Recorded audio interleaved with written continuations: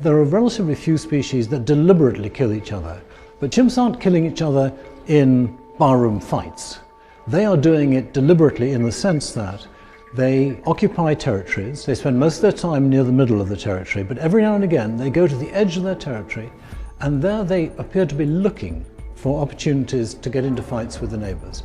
And the fights are a very specific type. They are ambushes.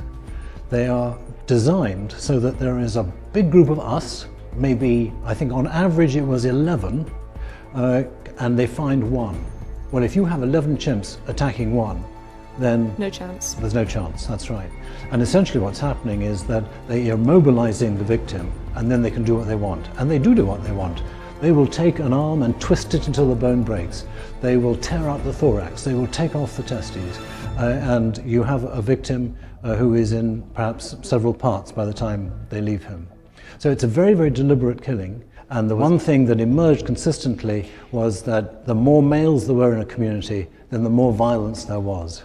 And here's what's so chilling. Humans and chimpanzees are two of the very few species in which you have males who live with their relatives in small groups and go out and make deliberate attacks on the neighbors and kill them. And they're doing them at about the same rate.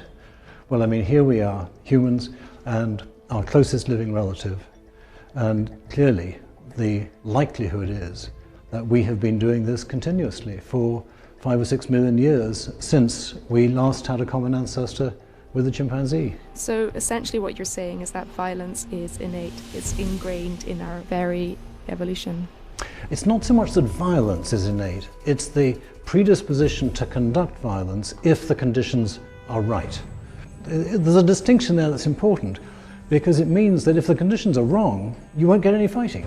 But where there is a really big advantage, where there's a massive imbalance of power, then humans, like chimpanzees, are vulnerable to this enormous temptation to take advantage of it and kill the neighbors. And then on the other hand, we have incredibly low propensity for just losing our tempers in, as it were, barroom fights.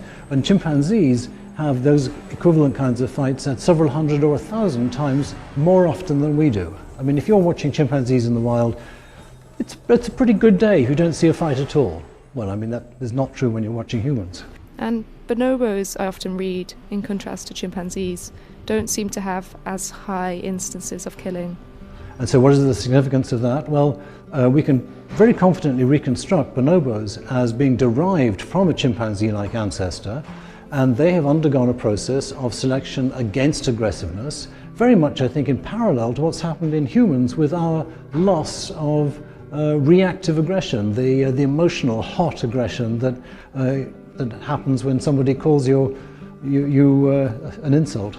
And how would you say that we could, I mean, we're still a very violent species today, is there any way that we could learn to reduce our levels of violence? Well, I mean, you say we're a very violent species, but actually we're really not in comparative perspective.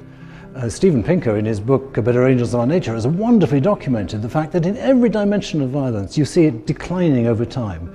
So it's a wonderful thing that nowadays in international or national relations or almost every arrangement for humans, people don't have that degree of imbalance of power, and the reason is that everyone else is watching.